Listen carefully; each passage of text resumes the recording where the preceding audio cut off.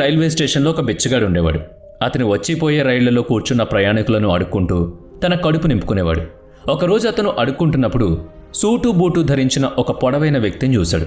ఆ వ్యక్తి తనకు బాగా ధనవంతుడిలా కనిపించాడు. ఈ వ్యక్తి నాకు బాగా ధనవంతుడిలా కనిపిస్తున్నాడు. ఈ వ్యక్తిని నేను యాచిస్తే అతను ఖచ్చితంగా నాకు మంచి డబ్బిస్తాడని ఆ బిచ్చగాడు భావించాడు. దీంతో ఆ పొడవైన వ్యక్తిని యాచించడం మొదలుపెట్టాడు.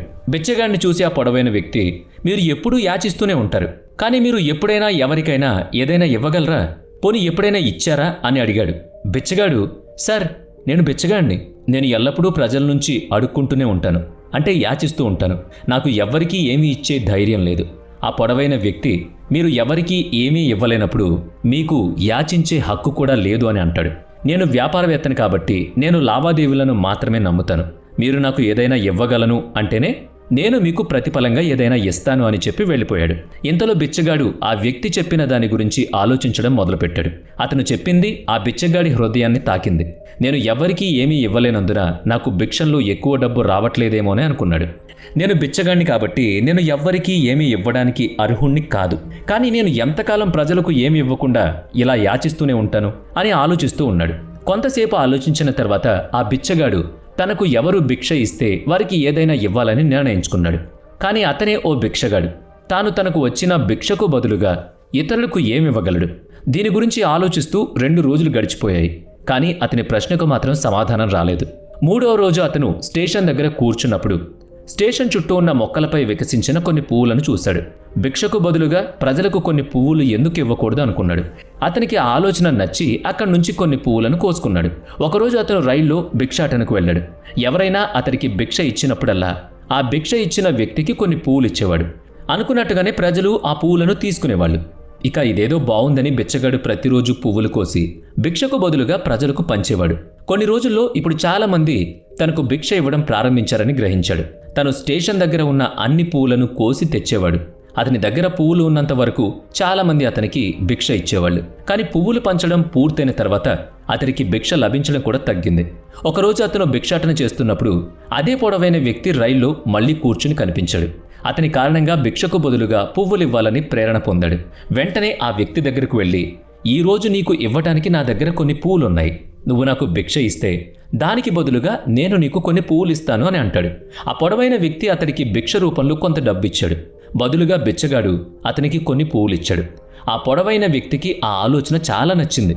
అతను, వావ్, ఎంత గొప్ప విషయం, ఈరోజు నువ్వు కూడా నాలాగే వ్యాపారవేత్త అయ్యావన్నమాట అని పక్క స్టేషన్లో దిగి వెళ్ళిపోయాడు. కానీ ఆ పొడవైన వ్యక్తి చెప్పిన విషయం మళ్ళీ ఆ బిచ్చగాడి హృదయాన్ని తాకింది. ఆ పొడవైన వ్యక్తి చెప్పిన విషయం గురించి అతను మళ్ళీ ఆలోచించడం మొదలుపెట్టాడు. అతని కళ్ళు కూడా మెరుస్తున్నాయి. ఇప్పుడు తన చేతిలో కూడా పనుందని, దాని ద్వారా తన జీవితాన్ని మార్చుకోగలని అతను భావించాడు.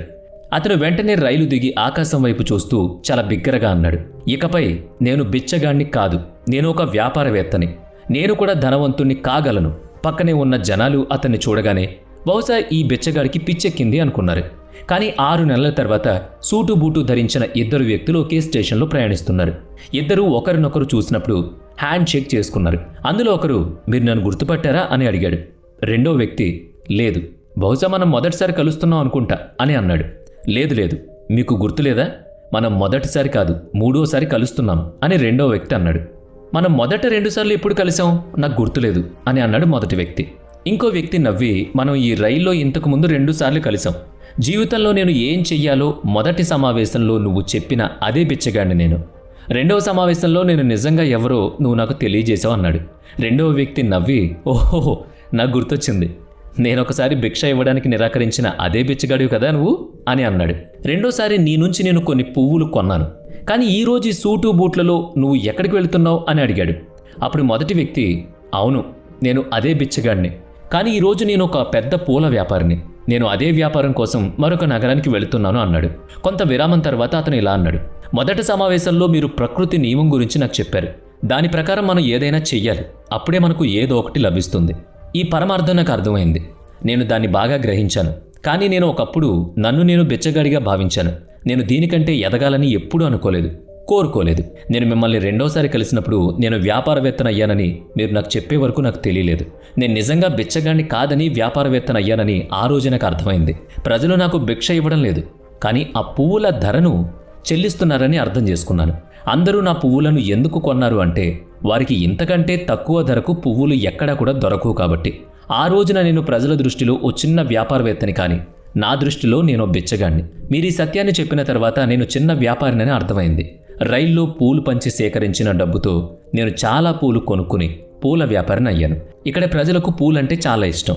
వారి ఈ ఇష్టం నన్ను ఈరోజు చాలా పెద్ద పూల వ్యాపారవేత్తగా మార్చింది. వ్యాపారవేత్తలిద్దరూ ఇప్పుడు సంతోషంగా ఉన్నారు. స్టేషన్లో కలిసి దిగి వారి వారి వ్యాపారాల గురించి మాట్లాడుకుంటూ వెళ్ళిపోయారు. నిజానికి ఈ కథ నుంచి మనం చాలా నేర్చుకోవచ్చు. కథలో పొడవైన వ్యాపారవేత్తకు గివ్ అండ్ టేక్ నియమం గురించి బాగా తెలుసు. ప్రపంచంలోని పెద్ద వ్యాపారవేత్తలంతా ఈ జీవిత నియమాన్ని ఉపయోగించడం ద్వారా విజయం సాధించారు. అతను ఈ సూత్రాన్ని బిచ్చగాడికి కూడా చెప్పాడు. బిచ్చగాడు ఈ సహజ నియమాన్ని స్వీకరించాడు. దాని ప్రభావం అతని జీవితంలో స్పష్టంగా కనిపించింది. దీని ద్వారా అతను తన ఆలోచనను మార్చుకున్నాడు. కాబట్టి మన ఆలోచనను మార్చుకుంటే ఏదైనా సాధించొచ్చని ఈ కథ మనకు చెబుతుంది. మనల్ని మనం చిన్నగా తక్కువగా భావిస్తూ ఉంటే మనం ఎల్లప్పుడూ చిన్నగానే